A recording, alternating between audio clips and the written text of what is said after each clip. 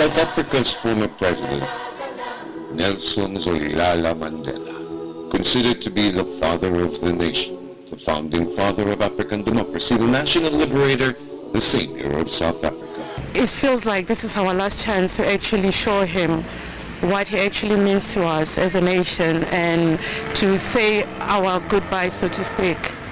We've just come to pray for Mandela so he gets well soon. That he can come back to this beautiful nation and help us again.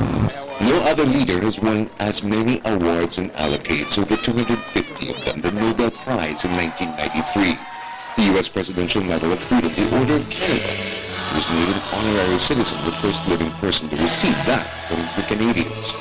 He is the last recipient of the Soviet Union's Lenin Peace Prize before the Soviets took it away. He received the Bharat Ratna Award from the government of India and led the non-aligned movement. He has been knighted by no less than 3 kings and 2 queens, the most recent by Queen Elizabeth II, who awarded him the Ballot Grand Cross and the Order of St. John, as well as the Order of Merit. I told one of my advisors a few months ago that I wanted to retire. He growled at me, "Coach, you are retired."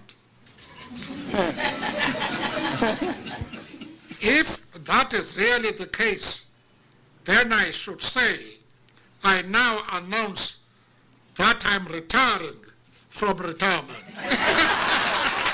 But to Mandela, his favorite title was simply Madiba, or more simply as Tata, or Grandpa. He worked to defeat an oppressive government, condemned worldwide for its abuse and racial segregation called apartheid. Mandela did serve 27 years in prison, first in Robben Island. An international campaign lobbied for his release, which was granted in 1990. Mandela led negotiations with then South African President F.W. de Klerk to abolish apartheid and establish South Africa in 1994. He formed the Government of National Unity. He went after those of past human rights abuses. He introduced policies and encouraged land reform. He worked to combat poverty and expand health care often beyond his own borders in South Africa. He dismantled Africa's strongest military, reforming it as a protector, not oppressor of the people. And never again shall it be that this beautiful land will again experience the oppression of one by another. He worked as a president not to punish those who persecuted him. There was no vengeance. He did effectively turn an oppressive state into a united nation. He did it for all in South Africa. His people are praying for him, as are many around the world. But they are also praying by singing his praises outside the hospital. No sadness here. From all walks of life in South Africa, they bid him farewell, never to be forgotten.